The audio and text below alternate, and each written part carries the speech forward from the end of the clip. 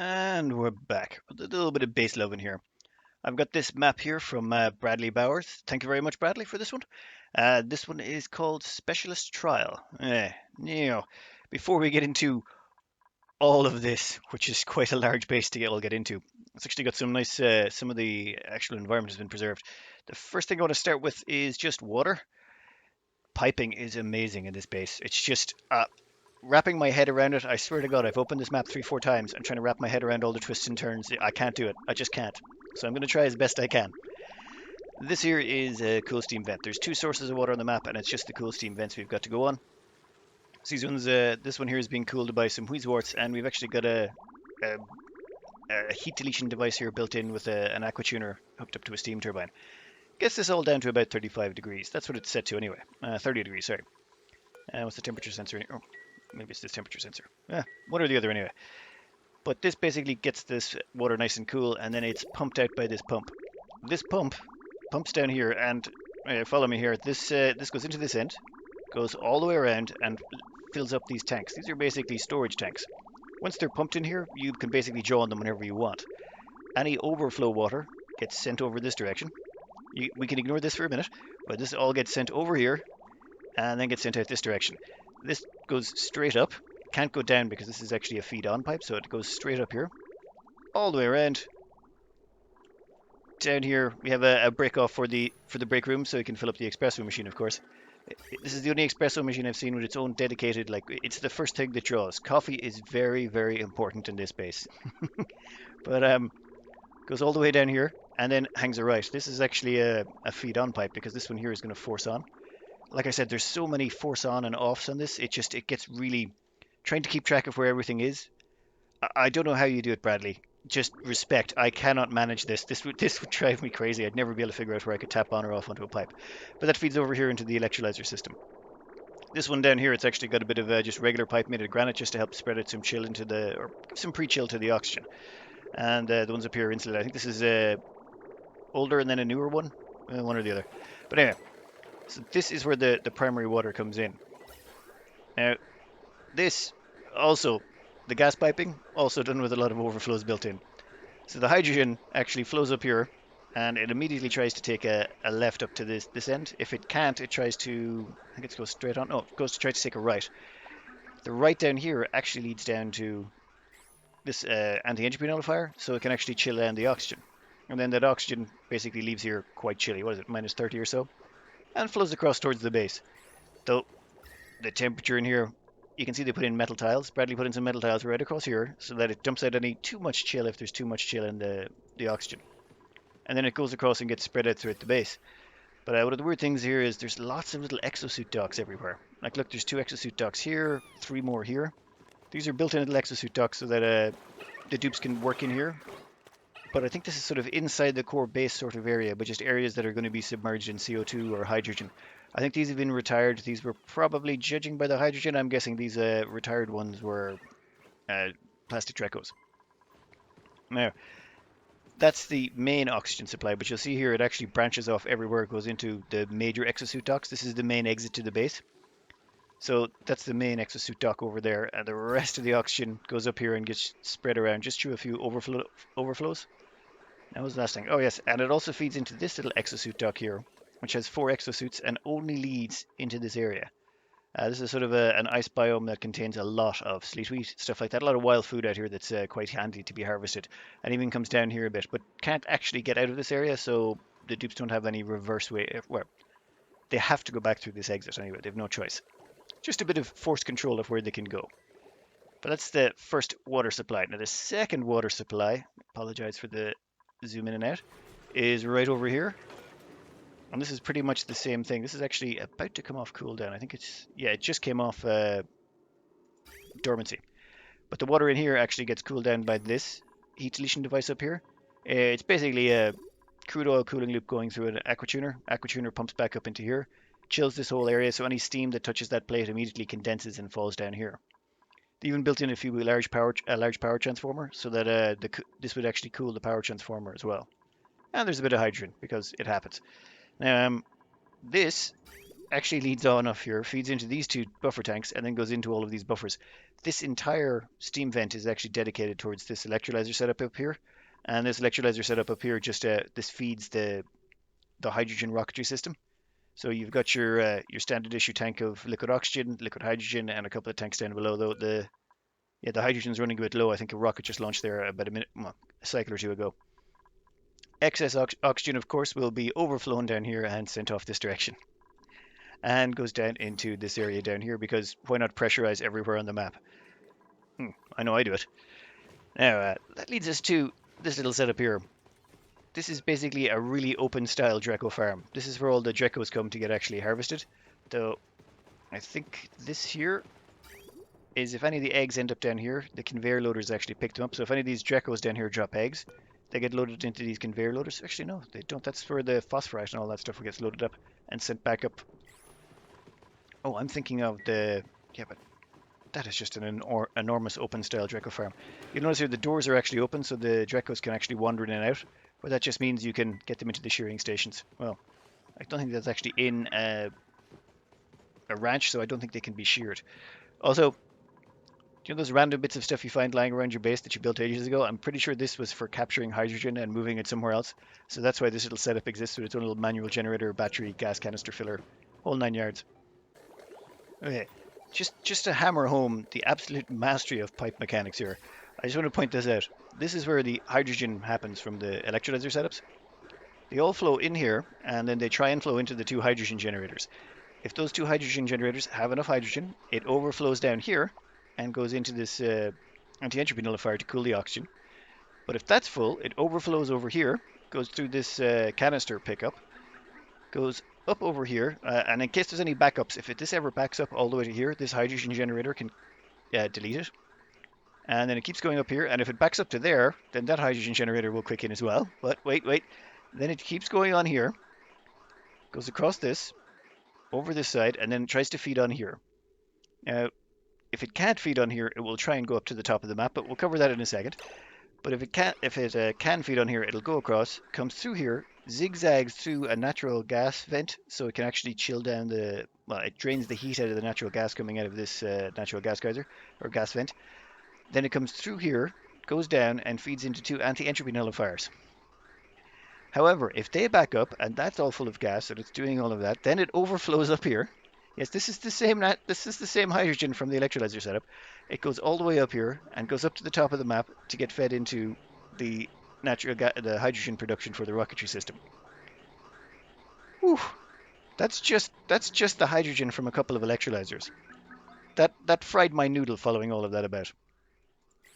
Now, what was the next thing up? Oh, yes, that was something else I wanted to cover.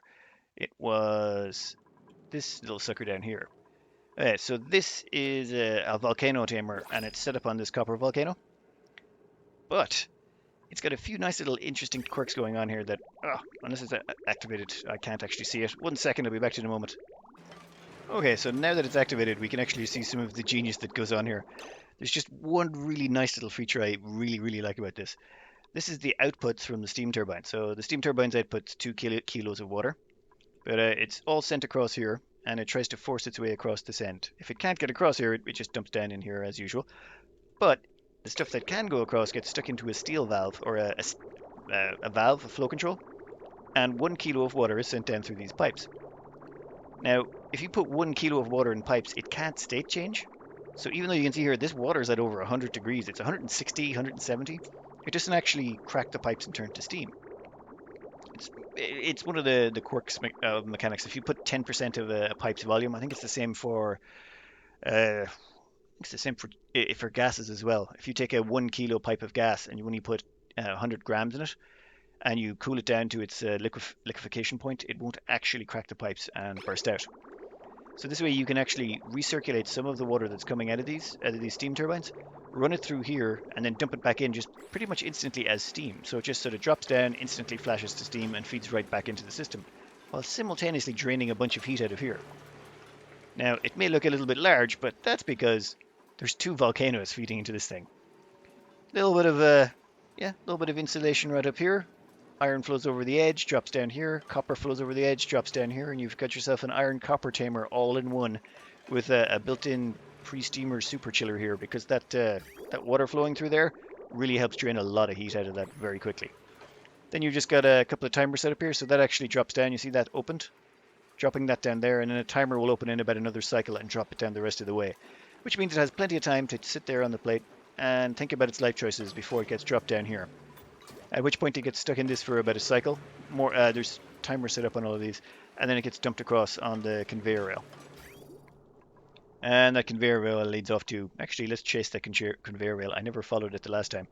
Apologies for the scrolling, but when you're doing a base store, it's pretty much any choice. Okay, so should have guessed. There's going to be more. There's going to be more of this to follow. Okay, so this goes also up here. Wait, is that food? Okay, there's food on this as well. Then it goes across here.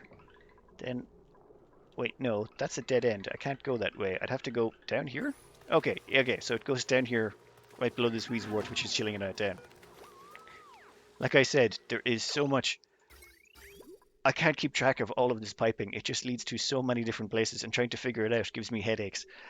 Um, okay, just for one piece here, there's these coal generators down here. They're fed by this coal that's coming out of this receptacle, which feeds across here, but it's not coming from over here. That actually is just another overflow that feeds over here to more coal generators.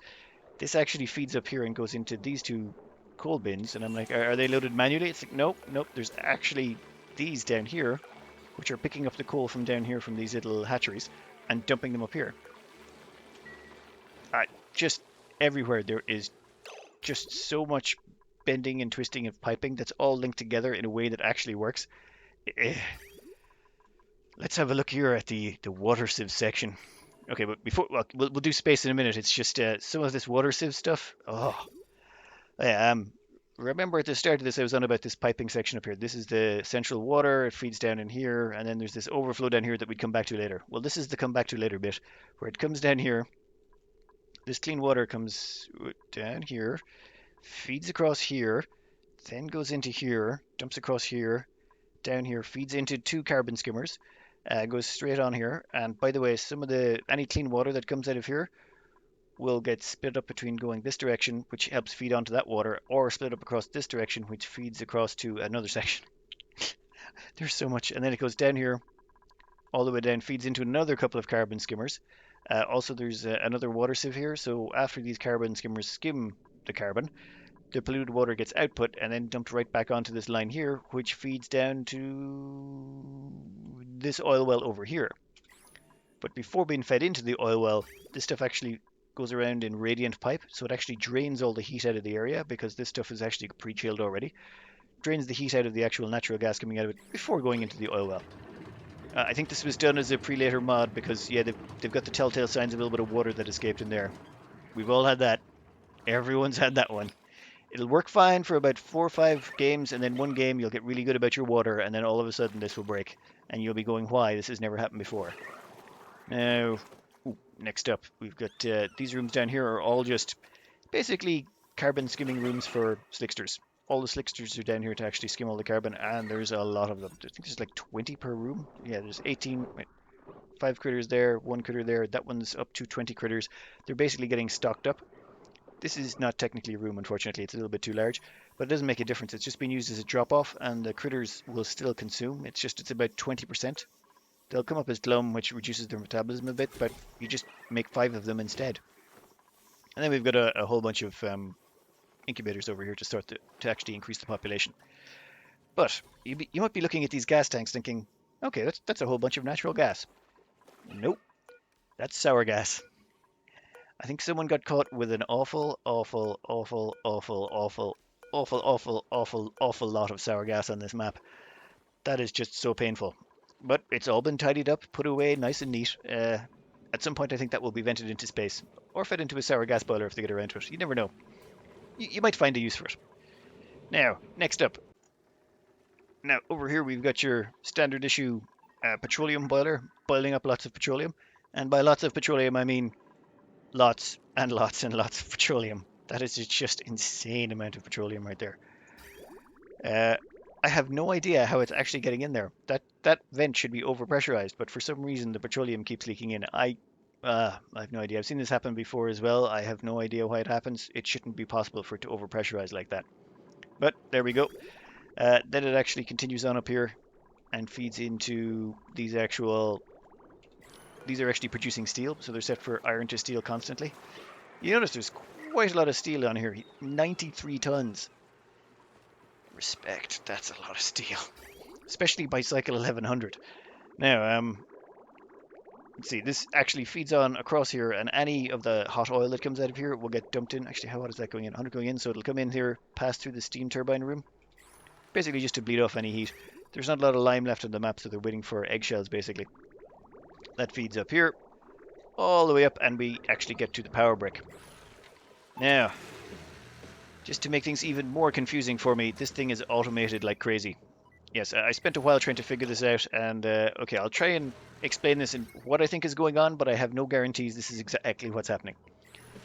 We have a carbon dioxide detector there, hooked up to also a pressure sensor if the pressure is above 2 kilos.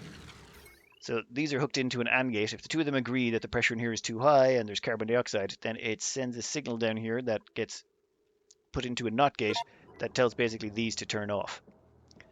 Just basically to stop more carbon dioxide going into the room. It also at the same time sends an on signal to the gas pumps to actually remove it. Pretty sure that's what's going on. But there's also an automation sensor down here that hooks up to these power control stations so that a power boost can be applied to all of these to basically just increase the power production by an enormous amount. I don't use these a lot, but there's actually three metal volcanoes on this map. So they are, well, refined metal, not a problem. 166 tons of iron, 166 tons of copper, 40 of gold, 22 of tungsten. I think they're pretty safe on that front. What kind of refined metals do you set to? Yeah, copper and stuff. There's actually a lot of copper statues around this map. Are these copper? Yeah. Lots and lots of copper statues everywhere because if you've got this much copper, you can pretty much overpower anything. Well, okay, not when there's that much heavy wire in there or heavy conductive wire. Anyway, then all of this automation is actually linked back up here to several batteries. Now this stuff is actually a bit more standard. It's basically just set to different power levels to make sure that they turn on at shared amounts.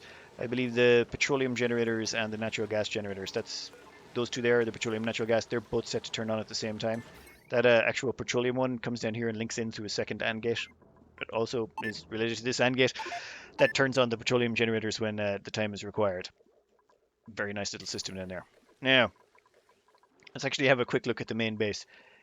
You can actually see sort of the outline of where they originally started by the very, very, very square base right there. Yeah, mine's going to end up like that too, I think, at some point. But the one thing I really like in here is there's actually a bunch of what looks like leftover bristle bottom farm that, you know, has been decommissioned and turned off. That would not quite be accurate, it seems. If you trace it here, there's actually a bunch of automation hooked up to the lights and some liquid shutoffs. And this all links back up here, like this is just plugged into lights, to a pressure sensor in food storage. All the food actually gets dumped into this one plate. Every single piece of food is right here. And look at that, actually the dupes can get over here, pull the food out, and they don't actually interact with the liquid lock, so they're not actually getting that wet feet debuff, or sopping wet debuff, whatever it is. So it turns out you can actually just put a liquid lock, so long as there's no place for them to get behind it, that's fine. They can grab their food, they won't get wet. I'm stealing that idea. This pressure sensor here is set to 10 kilos, so if food starts to actually become a problem, an automation sensor will switch on the lights, switch on the water, and your bristleberries will start growing again. Now, what percentage are these at? You can't really tell what percentage they're at while they're stifled like this, but yeah, so basically there's a bunch of them already almost there, and you'll be ready to go if you have any power problems or any food problems whatsoever. So let's have a quick look at food over here. You see this is a very popular design I see. It's carbon dioxide pit right below it, auto sweeper to actually feed everything, a few fridges, and of course you've got your drop-offs here for food. I am not tracing all of those. I can't do it. I'm sorry, Bradley. There is just so much. Like, is that one going left to right? Right to left? Okay, that one's feeding on there, and I presume this one's coming across. Okay, we'll trace one of them. I'm tracing one of them.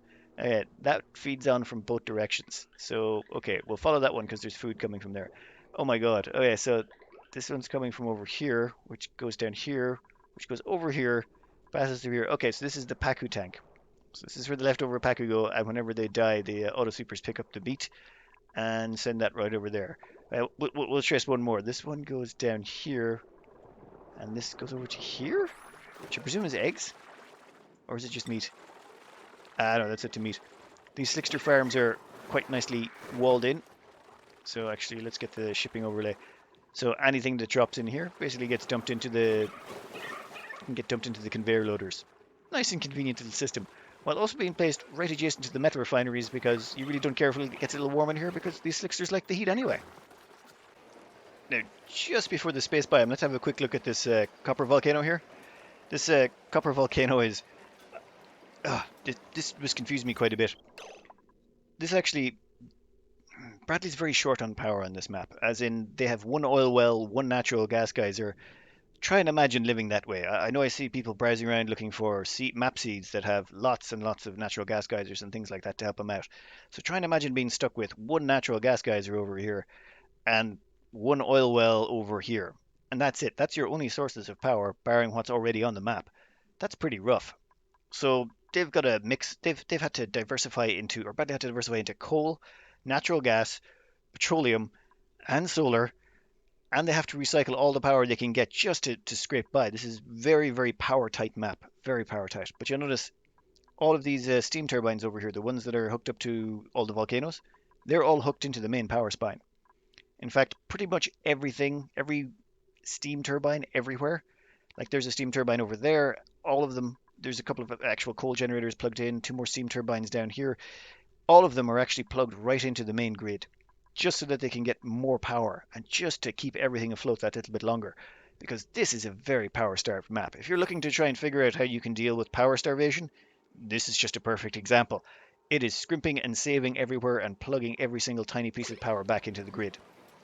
That's why this one confused me because I'm like, wait a minute, until I figured out this is not actually the feed on, this is the feed off of power.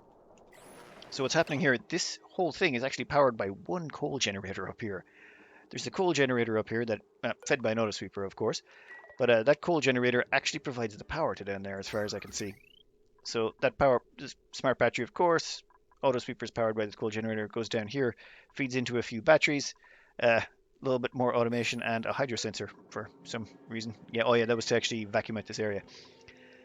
Then that feeds into here, and basically this thing is running majority-wise off the copper volcano itself. The cooling it's providing is powering the steam turbine, and this steam turbine is generating power, which, when the power hits the right level, will engage this shut-off here, which allows the power to actually be drained off this part of the network. So they've effectively turned, they're taming the copper volcano, and they're actually harnessing the heat from it to dump onto their grid. Very nicely done. Very nicely done. That is an excellent use of actual just restricting power draw or managing power in a very low power map. Also, this couldn't figure out what was going on here for a second. Basically, this is where they're melting their ice. All the ice and water from around the map, it all comes here to be melted. It gets dumped into these containers, and this is where all the ceramic is made. So basically, after a while, this stuff melts, and when it does, it slushes through the mesh tiles. And after that, it goes down, where is it? Right down here. Gets dumped into this pool for a little bit of collection and sorting further on down the map. Though, yeah, we're not following that pipe. I am not. I can't do that again. I can't. I just can't. Okay. Now let's go have a look at space. Okay, so this here is more actual power recycling as well. All the power from generated by these is actually dumped right back onto the grid, and yeah, you'll see they're actually hooked in here. This is actually a very reasonable thing to do up in space because you don't have to worry about making vacuums for these. It's much simpler to do. I should really take quite a few lessons from this because I'm terrible at actually recycling my power this efficiently. Hey, whatever map you're facing, the map you face will determine how you play. Isn't that the case? This one here, they're using hydrogen to actually cool these up here. So they've got what do you call these things? Thermoregulators. I barely ever use these, but the thermoregulators are actually conditioning the hydrogen to actually cool down this area. And I believe it's actually frozen all the ice, the water that used to be in here. Lots of lovely ice statues around the place. I'm really going to have to get into doing that. I don't use enough ice statues in the space biome. But over here is another perfect example of let's save some more power. You'll notice up here you've got you get your standard regular clearing, and then you've got auto sweepers down here feeding into conveyor loaders. And in the background, of course, we got the cooling loop. But piece of advice, whose map was I saw it on? Damn, I can't remember. It was in one of the other base Lovin videos. All they did was they placed a drop of petroleum here, and then what they depended on for cooling, they're using space metals, of course, but anytime the regolith ends up in these conveyor loaders, it dumps heat into the petroleum. Well, dumps or absorbs, whatever way you want to think about it. It'll basically allow heat transfer between the regolith and the two items sitting here. So you can effectively get free cooling for these. You don't need to run a cooling loop through them. Yeah, we shouldn't be giving advice actually. This is supposed to be base leveling, but just if you want actually, you can remove that cooling loop down there or move it up a little bit. But all of the regolith coming in from here, all of it, all gets dumped across here. Of course, there's load balancing and multiple paths, of course, just to confuse me even more. But the way to think of it is half of it goes in the top, half of it goes in the bottom.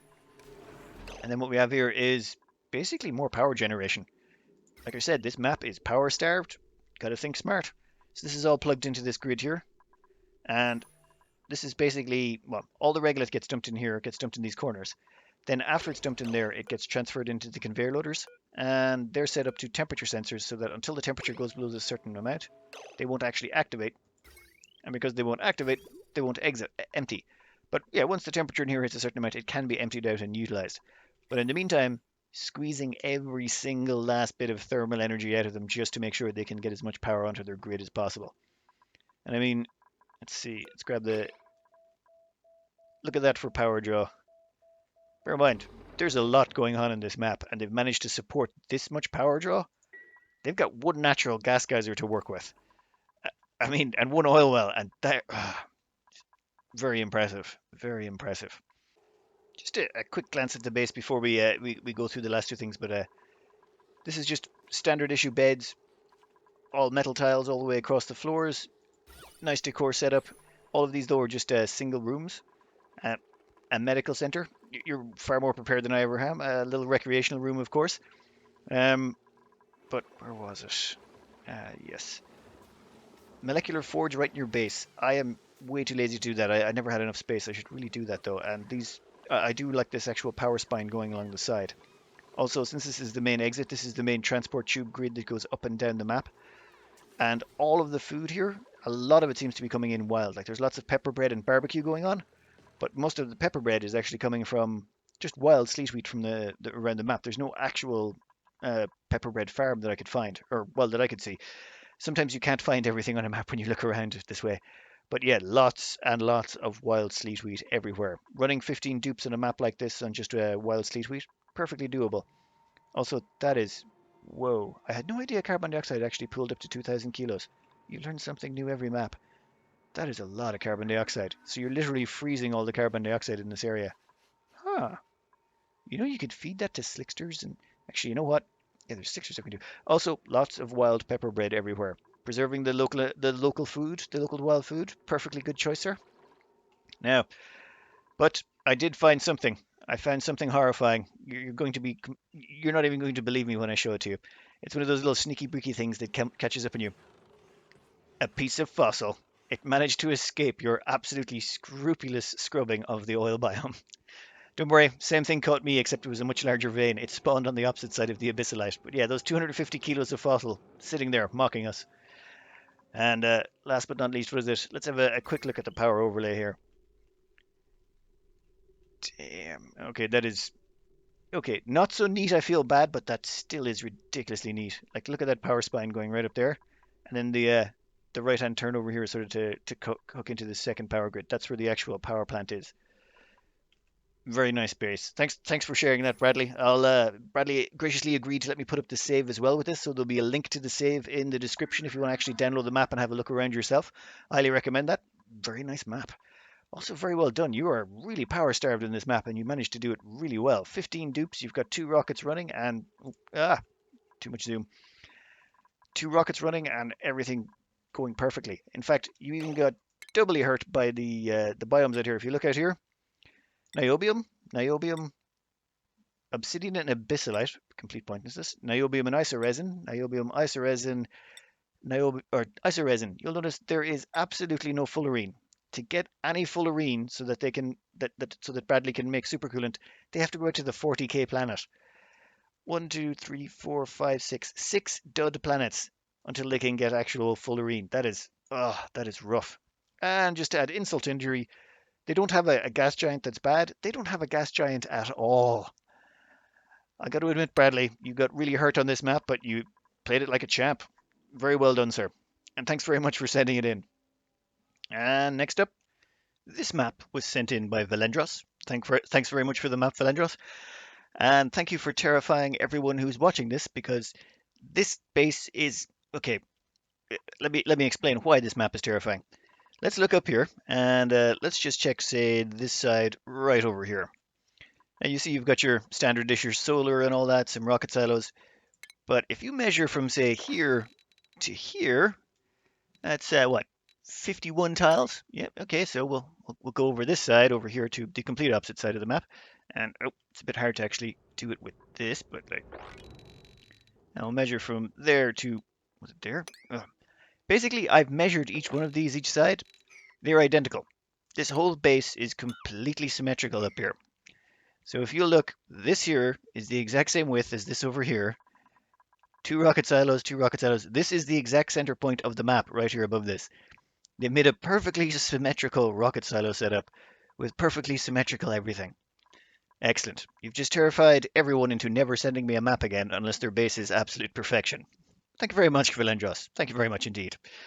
Now, first thing we'll get started on though, because there is a lot to cover. We're just going to cover water because you got to start somewhere, and that's pretty much the lifeblood of every base. So right here you've got your polluted cold slush geyser. It does water, and we're going to see a very common theme here. We're going to have cooling loops.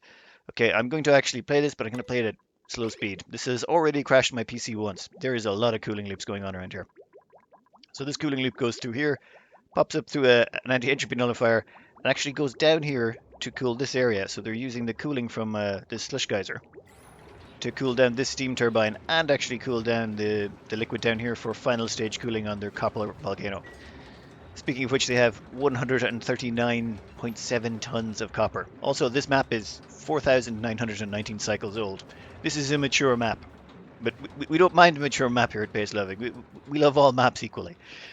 Okay, where is the other water sources? Let's zoom out here for a second. Okay, we got another water source over here, which is cool steam vent. There's actually two cool steam vents as well. And the game is thinking about doing something, or is it just crashed out again? 1 second. Oh, should probably cover where this liquid actually goes. The plumbing actually pumps it in here. This is actually to feed the cooling loop, but the rest of it actually gets sent up here. Goes way, way up, and we actually have a sort of a centralized polluted water storage tank. But this space is very much a just-in-time delivery system.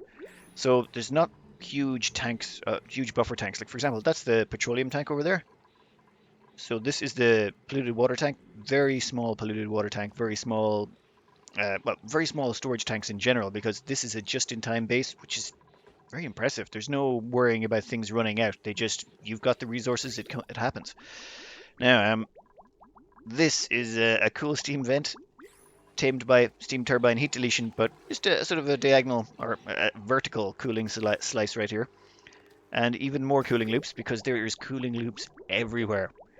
This actually feeds on here, which feeds onto this section, which this valve here, this liquid shutoff, will send this down to the oil wells. There's two oil wells on this map, which are only used intermittently. There's actually an on-off switch built into the oil wells, so if the oil goes above a certain pressure, they shut off.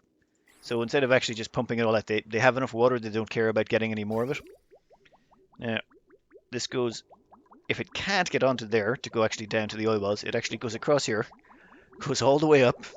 Wait, keeps going. Yep, and that is actually counterflowing water going the opposite direction. Keeps going up all the way up to here, gets up to the top. If there's a space to go across here, it can. Otherwise, it just rotates back around. It's basically just rotating round and round in circles. Otherwise, it gets over here and gets all the way up here. I swear to God, there is so much plumbing on this map and so many cooling loops all the way up here. And then gets dumped off into this water storage. This water storage is also fed by, well, this device down here. There's a polluted water vent. This all comes down here, gets buffered up and sieved through these water sieves. That sieved water goes up here and then gets dumped up here to power the electrolyzer setups. We have 3 Rodriguez electrolyzers. 3. Dear Lord. And this isn't even for the oxygen. This is done simply for the hydrogen. This is all for hydrogen rocket production. In fact, if you look here, most of the oxygen is just being dumped off into space. The rest of the oxygen has been harvested and sent up for liquefaction, so it can be dumped into the rocketry system. Now, that's most of the water supplies. There's one other cool steam vent that kind of feeds in, but they're the main water sources on the map. Every single little bit of hydrogen helps, especially when you're this hydrogen starved or when you want that much hydrogen for your rocketry system. Bear in mind there's 8 rockets, so every single piece of hydrogen is precious. And sure, hydrogen comes out a bit hot out of this vent, but if you've got enough Weezeworts, who cares? I mean, what's the temperature by the time it gets up here? Oh, still 100 degrees actually, it's pretty toasty. The Weezeworts will keep up, they'll manage. Now, one really interesting features here is the little living pods. Now, we'll zoom out here. There's actually 4 living pods. Now, I haven't checked to make sure they're absolutely equidistant from each other and the edges of the map and perfectly symmetrical, but I'm going to guess they are. If I'm wrong, Valendr0s, please point it out to me, but I have a strange feeling that these are perfectly organized as well to be exactly tile specific to where they're supposed to be. Now, all these living pods are kind of similar in many respects. They basically have a built-in oxygen production, uh, wastewater disposal, built-in cooling solution for thermal regulation, if we check the overlay here. So all of them are thermally regulated to a nice comfortable living range. They all come with their own built-in exosuit docks. It's basically the equivalent of a nice shared apartment for, it's a nuclear family size apartment that stores 4 duplicants. And you have your dupes just come in here to take their naps. And MISC 4? Miscellaneous? Okay, do you have a miscellaneous dupe? Okay, that's perfect. What is my purpose? I'm miscellaneous. Okay. And diamond floor tiles, lots and lots of decor bonuses. Look at this. That's egg-shaped stones. Dear Lord, tile radius of 9 with 90 decor. What's the decor? Okay, sunglasses required.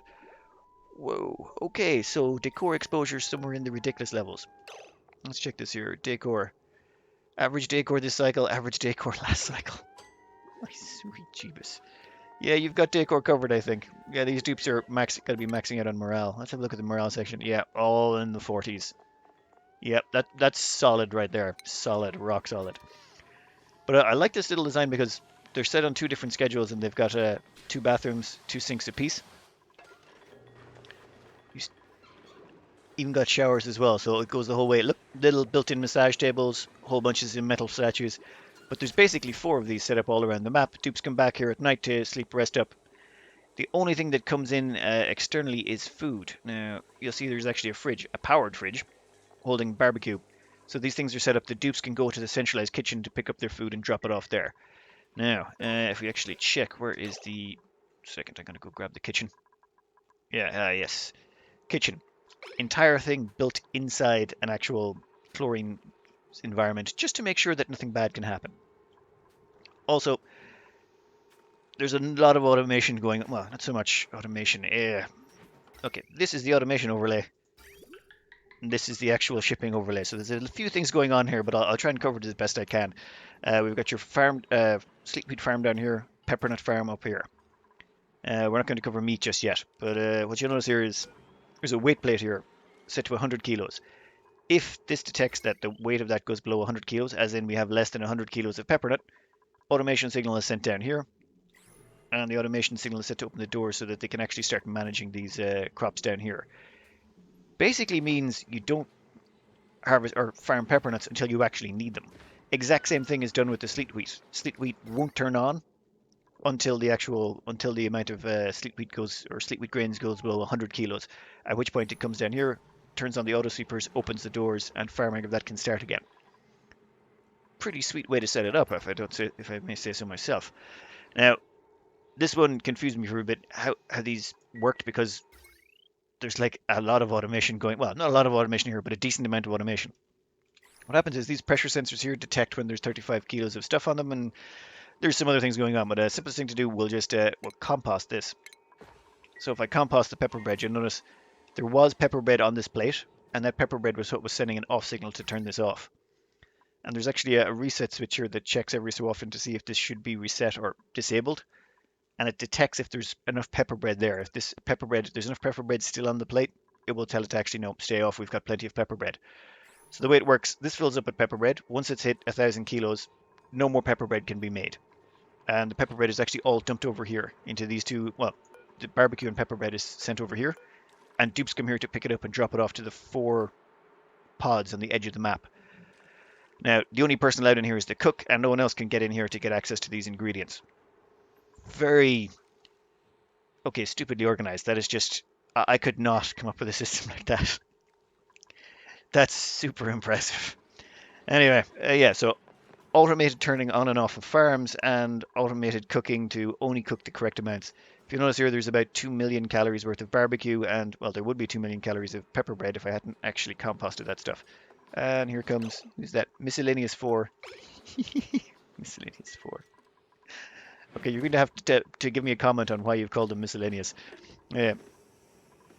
So here's the cook. Let's check out the skills on this sucker. Actually, dear lord, that's an awful lot of training. Tinkering 26. That would probably explain why their cooking speed is so high. Yeah. Oh yeah. As far as I'm aware, the cooking speed is determined by tinkering at the moment. There seems to be a little bit of a glitch yet. Oh, yeah, but yeah, basically the pepper bread is dropped there. 1 second, actually. I'm going to cancel the compost on that, and then we're going to use debug mode to drop it. So you notice there, that's activated the automation switch to turn off the cooker, but it won't actually activate as well until this clock timer hits a certain point. But once that happens, it will actually disable the cooking and no more pepper bread will be made. Very nice little system. I really like it. Now, next up. For power, we've got your standard issue petroleum boiler. This one's actually set quite low because the power requirements on this base have really been minimalized this late in the game. It's only processing about 3.5 kilos? Yeah, it's about 3.5 kilos of crude oil is being processed at the moment. Doesn't really need much more, but all of that all that oil comes from down here from the crude oil. That crude oil is just being pumped up from the 2 oil wells on the bottom of the map. And the actual flow control on this is, well, they only need 3.5 kilos of crude oil, so they switch off the oil wells when they don't need them. Now, the petroleum gets pumped down here and dumped across into the power brick. This is actually, since they have metal volcanoes, they've got 628 tons of iron going for them. Valendr0s, that is a ridiculous amount of iron. Seriously, you need to, I don't know, build a bunch of conductive wire or something. I'm not sure. But yeah, all of these, there's basically power control systems in here to give them all the buff so they can get the NG's tune-up. NG's tune-up gives them a 50% output bonus. So these things, they're instead of 2 kilowatt generators, you get 3 kilowatt generators. And with this much metal to spare, it makes no sense not to do it. But yeah, that's the petroleum generators. But there's also some natural gas generators down here. And there's actually a natural gas vent on the map, but Valendr0s hasn't even harvested it because they literally have more power than they need anyway. So this is actually just natural gas that's been vented from the oil wells. So this is just natural gas oil well venting stuff, and yeah, there's plenty of it. With a quick automation sensor built in, I think, to burn it off. Though I haven't checked, I'm just going to assume that's an auto burn off to get rid of it when it builds up to too high of a level. What I really like is sort of the square modular nature of this. It's like storage tank for petroleum, storage tank for crude oil, natural gas generator brick, power control brick, cool water brick, kitchen brick, all of them the exact same size. Let's go have a quick look over here actually. There's of course, the general purpose storage section, but let's have a look at this cooling brick. Dear Lord. You notice up here this polluted ice that's gone completely frozen rock solid. That makes no difference. That will still store chill just as well. So what's going on here is you've got a supercoolant going through here, and it's basically frozen this block completely solid, and then we have these 3 tanks down here set up with what's going on with the power there? Unpowered doorways? Didn't bother with powering them.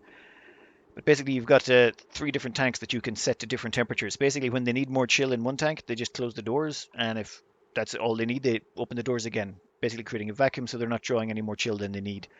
Basically, just this is an ice box that's powering 3 different cooling devices. Only 2 of them are active, though, as far as I can see. One of them has been decommissioned. But say this one here, rotating pipes of cool water going right through the sleep wheat farm. In fact, not only is it rotating through cooling it, this is actually feeding the sleet wheat itself, as in it passes through the actual tiles to provide cooling. So this is what, 1.6 degree water going all the way through. What's it coming out at? At 4.7. But basically, yeah, all the sleet wheat is being fed and cooled by the same actual cooling loop. Excess water is brought in here from the top of one of the many loops. Okay, I'm going to pause this because otherwise this may crash things out. Let's have a quick look at the piping here. That is so much piping. You can see it going all the way around the base. In fact, if we zoom out all the way, see this up here? That looks like something from Space Invaders. It looks like something that drops out of the sky and tries to, drop explosives on top of your spaceship defender thingy. Really cool. We'll get more into that later. And where was I? Yeah. But yeah, this whole base is built around just modular chunks. The square bricks everywhere that just actually can contain and do their job. Kind of really nice to look at. especially combined with the 4 living pods. Valendr0s was telling me they want to move the living pods up to further closer to the top of the map in their next design. But who cares? It looks amazing. Now, down here, got your another volcano tamer set up to the gold volcano, though I think they've been going 450 tons of gold. So much gold. Next up, let's do space. Okay, the space stuff gets really trippy, and I want to show you the largest cooling loop in existence. For the largest cooling loop in existence, we're going to have to follow this pipe down here. This pipe is actually petroleum coming up from the bottom of the map. And this petroleum is feeding onto this loop. Now you think this loop is going to feed rockets or something like that. Nope, nope. This petroleum loop is going to go up here. Bear with me. Goes up here. Goes across through here to cool down these power transformers. Goes through here to cool down these steam turbines. Comes down here, and this is the actual place where it's cooled. You notice here this is actually an ice box. You've got your liquid hydrogen being produced over here, your liquid oxygen being produced over here, and minus 49-degree petroleum being chilled in down over there. So the cooling loop comes down here, passes up and around, back out so it can actually cool down these steam turbines some more. Goes straight out across here to cool down this power transformer box. Comes down here. Wait a minute, we're still going. Goes through here. There seems to be a buffer tank here, but we're going to keep going. Goes around, all the way around here. Up and down and around to cool down the steam turbines here. To go around even more to cool down the next steam turbine, next steam turbine, next steam turbine, next steam turbine. Right back up, all the way up to the top. Goes across here past all these rocket silos, but there it's actually just insulated tiles. And then comes across here to cool down all the robo miners. Yes, we're going to actually get this loop goes all the way around to the robo miners on the left hand side of the map. And if you think it doesn't go around to the robo miners on the right hand side of the map, you would be very wrong, because it then goes across the top, cools down the centralized naked scanner up here. Also, I think naked scanners are a necessity. I tried disabling my naked scanner on my base and disabling the auto repair on the doors, and I eventually got a cracked bunker door. So I don't know if that was just incidental or a bug somewhere, but I turned my scanner back on and I haven't had any more issues since then. Anyway, cooling loop goes across here, all the way across and back again. Then it comes down here, but we're still not finished. We have to go through all the steam turbines on this side. What temperature is it this time? Okay, it's up to 27 degrees. And then it comes all the way back around to start its cooling loop again. This is where we started. This is the start point. That is the longest cooling loop I have ever seen. Respect, sir. Respect. But now let's check on the rockets themselves. They actually fire into metal tiles here. You'll see the steel tiles. These are all steel. And you'll notice the size of this here. Oh, sorry, well.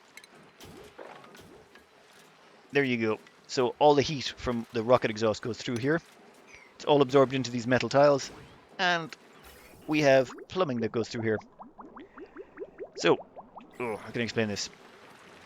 The output of this steam turbine is about 2 kilos of water per second.